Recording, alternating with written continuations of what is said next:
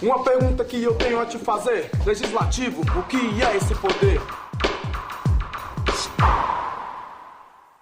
No Brasil, o poder legislativo é representado pelos senadores e os deputados federais. O parlamento é o local onde os vereadores, deputados estaduais, distritais e senadores podem expressar as diferentes opiniões, né, visando representar o povo e visando chegar num ponto comum. O poder legislativo serve para fiscalizar o poder executivo. Ele vota e aprova todas as leis do país. Para mim, um bom parlamentar é aquele que combate a corrupção. Um bom parlamentar deve ser coerente com aquelas pessoas que votaram nele antes dele criar o projeto. São eles, né, quem vão nos representar, né, são eles quem vão debater e discutir as leis que são de total interesse da gente, né? Porque eles que vão tomar as decisões mais importantes. E se você não escolher bem, se você não concordar, vai ter que esperar pelo menos 4 anos para poder mudar alguma coisa. Pois é, né, cara? Esse ano a gente tem que voltar para quem mesmo? Vereador, deputado estadual, deputado federal. Para senador também. Senador, isso. Mas e aí, você já escolheu aí quem que você vai votar? Não, ainda tô pensando. Tem muito candidato, né? Mas sabe o que eu quero saber? Como é que é o trabalho dos caras, bicho? Como é que funciona na real? Não, e com certeza tem muito mais gente que queria saber isso também. Como é, como foi. Com certeza. E tem cada figura interessante nessa história de legislativo, que se o pessoal for procurar... Tem mesmo.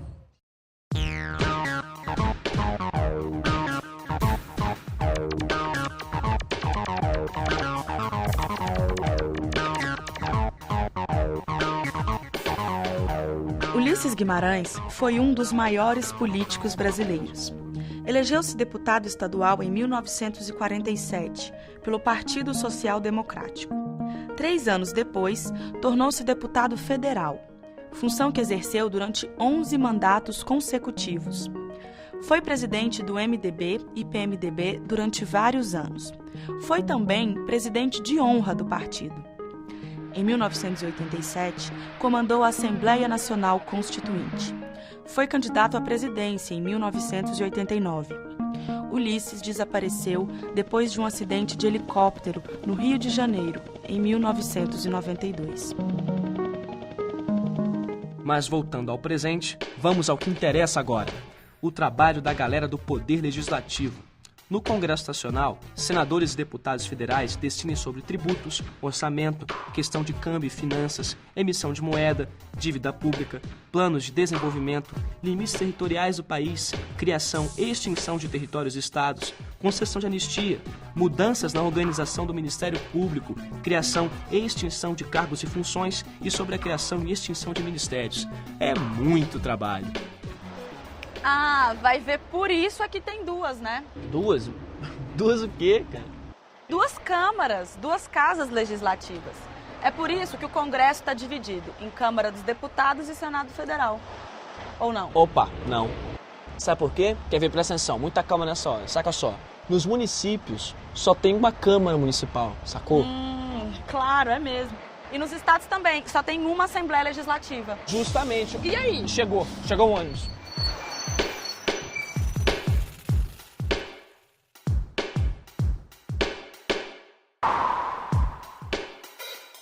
Município, país, estado e o poder legislativo onde está localizado. O poder legislativo federal é constituído por deputados e senadores. Nas cidades, o legislativo é representado pelos vereadores municipais. Já nos estados, pelos deputados estaduais e aqui no Distrito Federal, pelos deputados distritais. Nacionalmente, quem representa o legislativo são os deputados federais e os senadores. O Poder Legislativo tem representação em cada município, em cada estado, no país.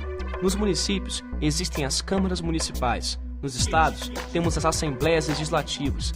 No Distrito Federal, a Câmara Legislativa. E o Congresso Nacional representa a administração pública federal. Ele é o único que se divide em 2 casas, a Câmara dos Deputados e o Senado Federal. Espera, volta aqui. Ainda não me responderam. Para que então ter Câmara e Senado? O bicameralismo moderno surgiu nos Estados Unidos com o objetivo de proteger as pequenas províncias dentro do Congresso Nacional. O Senado Federal possui uma representação equitativa de 3 parlamentares por unidade da federação. Com isso, seu objetivo é oferecer equilíbrio às relações políticas, garantindo voz aos pequenos estados e impedindo que eles sejam submetidos pelas maiores bancadas que existem na Câmara dos Deputados. Se por um lado esse sistema de 2 câmaras garante mais, digamos, estabilidade, por outro, as decisões podem demorar mais.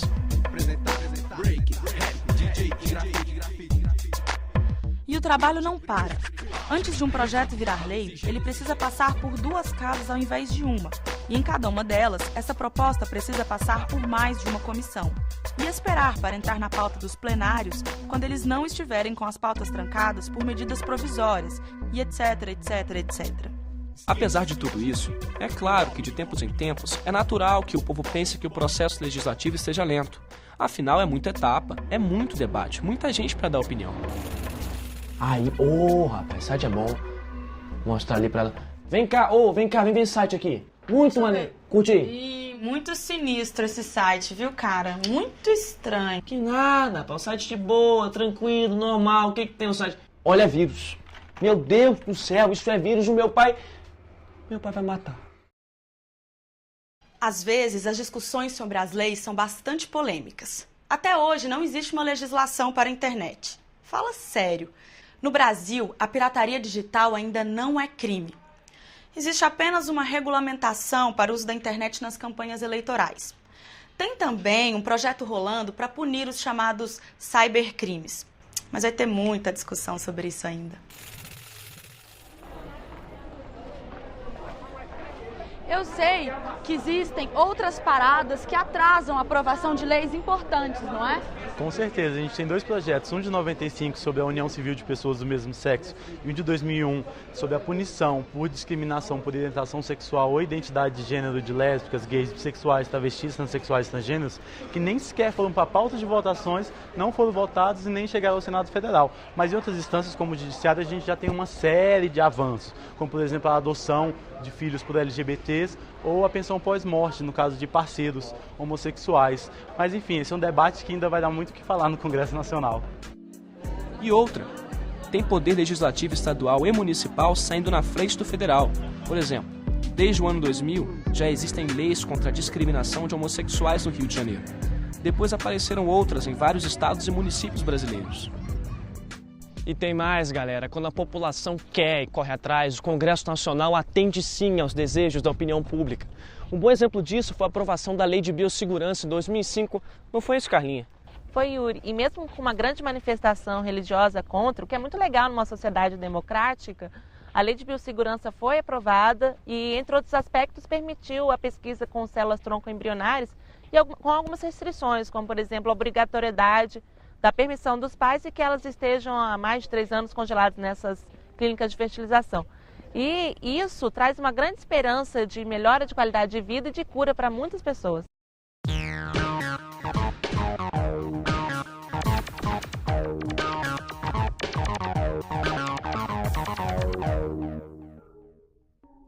O antropólogo Darcy Ribeiro dedicou os primeiros anos de vida profissional ao estudo dos indígenas brasileiros.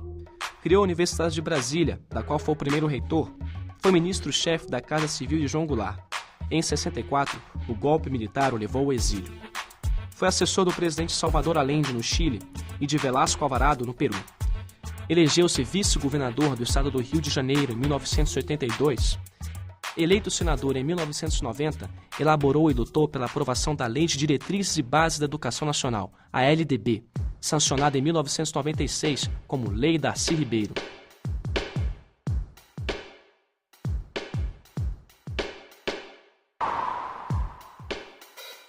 Agora eu vou mandar uma pergunta quente. O que é medida provisória? Quem decide pela gente? A medida provisória só pode ser editada pelo presidente da República e quem vai analisar se vão se tornar leis ou não são os deputados federais e os senadores. A medida provisória é um ato do presidente da República em situações de emergência para o país. O Congresso Nacional tem 30 dias para discutir a medida provisória, aprovar e transformar em lei. Esse prazo pode ser prorrogado por 30 dias. Se a MP não for aprovada nesse prazo, ela perde a validade. A medida provisória tem força de lei. Por exemplo, em março de 2005, o Congresso chegou junto com a opinião pública. Os parlamentares não aceitaram a medida provisória 232. Se fosse aprovada, todas as pessoas jurídicas, até os profissionais que trabalham desta forma apenas para escapar dos altos impostos, teriam que pagar mais. Uma onda de manifestações da sociedade fez os parlamentares ficarem contra o governo. Com isso, a MP acabou caducando e perdendo a validade sem nunca ter sido votada. Bom, por mais que as intenções sejam boas, as medidas provisórias elas sofrem uma quantidade muito grande de críticas, doutor. Por quê? Principalmente porque não guardam urgência e relevância, que são os dois pressupostos que a Constituição exige das medidas provisórias. Então se emite medidas provisórias a todo título, a toda questão, e isto é uma usurpação do poder executivo sobre o poder legislativo.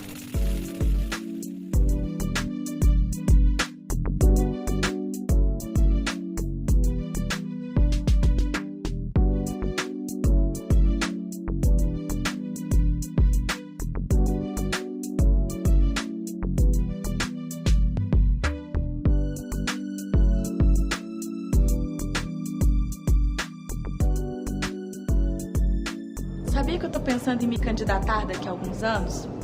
Tem tantas ideias que eu queria defender. Sério, cara? E você quer ser o quê? Deputada, senadora, o que quer?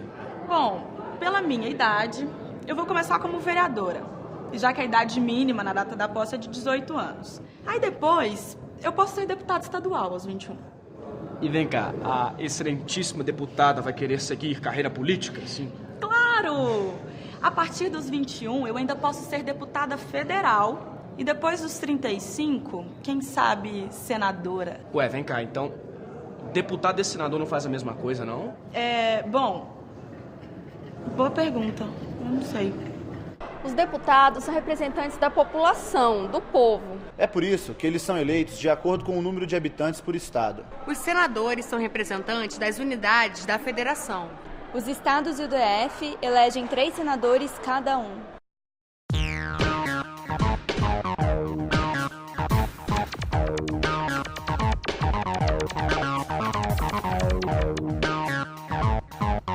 Rui Barbosa foi deputado da província e depois da Assembleia da Corte.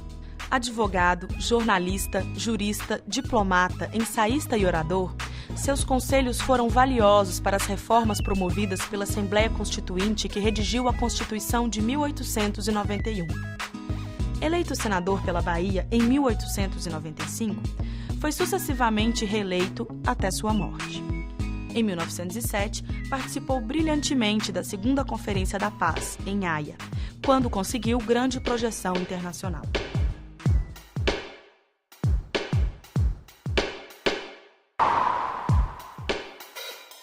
Eu não conheço o parlamento e nem sua trajetória. Agora eu te peço, me conte essa história. No Brasil Imperial também tinha o poder legislativo. Os senadores eles eram eleitos e tinham seus cargos para o resto da vida. Na época do Império, apenas os ricos podiam se candidatar ao Senado. E os príncipes e princesas já possuíam esse direito sem necessitar participar das eleições. Também tinham deputados federais e eles eram eleitos nas províncias. Tem muitas leis importantes que foram aprovadas pelo Congresso. Por exemplo, depois da monarquia, que teve a Lei Áurea. Teve a lei do divórcio mais tarde. Antes ainda teve o monopólio do petróleo, que passou a ser prioridade nacional. Já teve muita gente caçada por ser a favor da democracia. Por exemplo, Leonel Brizola, Juscelino Kubitschek, Mário Covas. Depois da proclamação da República, o Brasil ficou com a mesma Constituição por mais de 40 anos. Durante todo esse tempo, que é chamado de República Velha, a Câmara e o Senado funcionaram normalmente. Em 1930, aconteceu a Revolução que levou Getúlio Vargas ao poder. Durante 4 anos, o novo presidente governou sozinho, até que em 1934, novos deputados e senadores elaboraram uma outra carta para o país. Era uma constituinte bem avançada e teve pela primeira vez uma mulher entre os parlamentares, a deputada Carlota Queiroz, de São Paulo. Mas a validade dessa Constituição foi só de 3 anos. Em 1937, aconteceu o golpe do Estado Novo. O Brasil ficou 8 anos com uma Constituição de ditadura, sem Câmara nem Senado para representar o povo. Só em 1945 é que voltaríamos a viver uma democracia. Então, professor, como o senhor sabe, o Brasil sofreu um golpe militar em 64 que atingiu em cheio a nossa democracia. O que eu queria saber é como é que o Congresso Nacional ficou com essa história. Fica ruim porque em todo regime autoritário o poder legislativo perde as suas prerrogativas. No caso do regime militar instaurado em 64, a situação piorou muito depois de dezembro de 68 com o ato institucional número 5. Um detalhe interessante é que o regime militar manteve o Congresso funcionando na maioria absoluta do tempo, mas fez isso com o interesse óbvio de ganhar uma face de normalidade para o regime. Mas, na verdade, o Poder Legislativo perdeu a liberdade, que é a razão de ser da sua própria existência. Toda vez que um parlamentar ousava falar mais alto ou contestar o próprio regime, ele corria o risco concretíssimo de ser cassado, de ter os seus direitos políticos suspensos.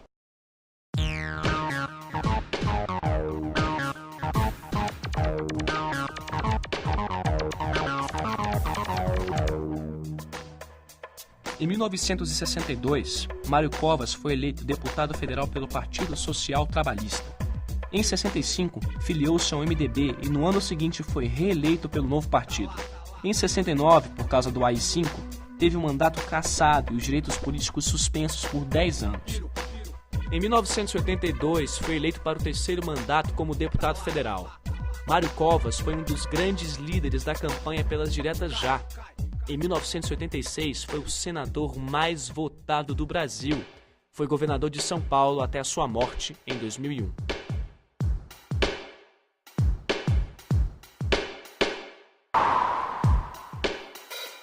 Beleza, do Brasil eu sei história. E agora pelo mundo, como funciona lá fora? Na Alemanha, a Câmara elege o primeiro-ministro e ele tem quase todas as funções. Lá, o Senado, ele só opina sobre os interesses do Estado e sobre os assuntos tributários. No Reino Unido, existem duas câmaras, a dos comuns e a dos lords. A dos comuns, ela é eleita pelo povo, enquanto a dos lords ela é nomeada pela rainha. Quem toma a maior parte das decisões é a Câmara dos Comuns. É ela, inclusive, que elege o primeiro-ministro. No Brasil, a gente tem 3 senadores por estado. Já nos Estados Unidos, são apenas 2. Na América Latina, a Venezuela é unicameral. Nos outros países, o poder legislativo é parecido com o Brasil. Eu procuro as estatísticas e você faz os gráficos. Aí eu monto o índice e você pega a primeira parte da pesquisa. Peraí, pô. Aí você dá uma olhada nisso aqui. Opa, para aí. Parou, calma, relaxa. O que é isso? Você só dá ordem, cara. Sabe o que está aparecendo?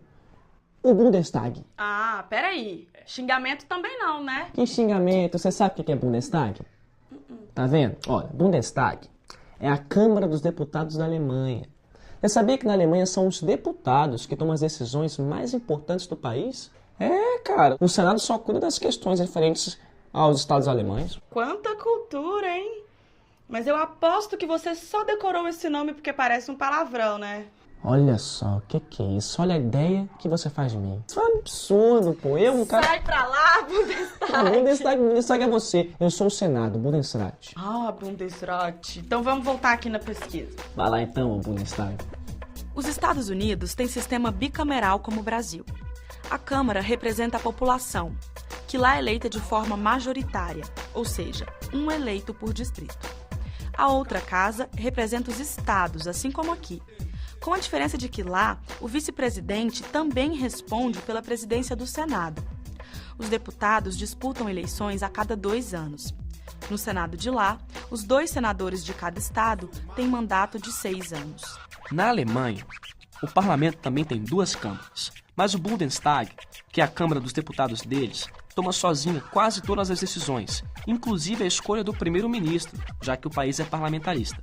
As únicas decisões que passam pelo Senado, o Bundesrat, são as que afetam diretamente os estados, como, por exemplo, as questões tributárias. O Reino Unido tem um dos mais antigos parlamentos de todos.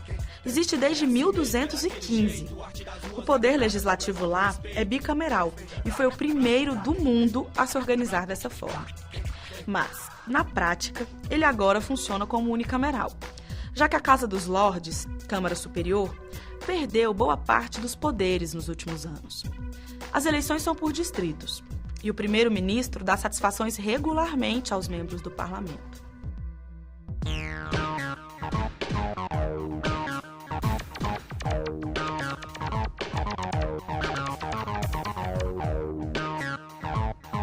Em 1945, Leonel Brizola filia-se ao Partido Trabalhista Brasileiro, recém-criado por Getúlio Vargas. 2 anos depois, é eleito deputado estadual e reelege-se para um segundo mandato. Em 1954, torna-se deputado federal com a maior votação na época no Rio Grande do Sul.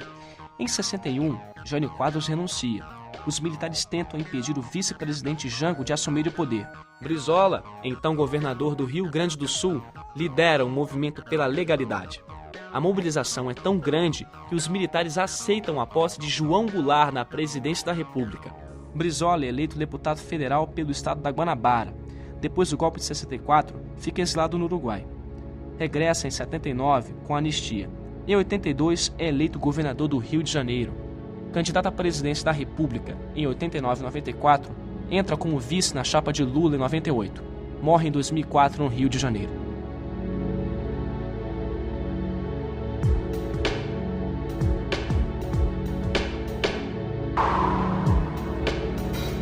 E os vereadores, deputados, estaduais e distritais, me explica agora o que esse povo faz.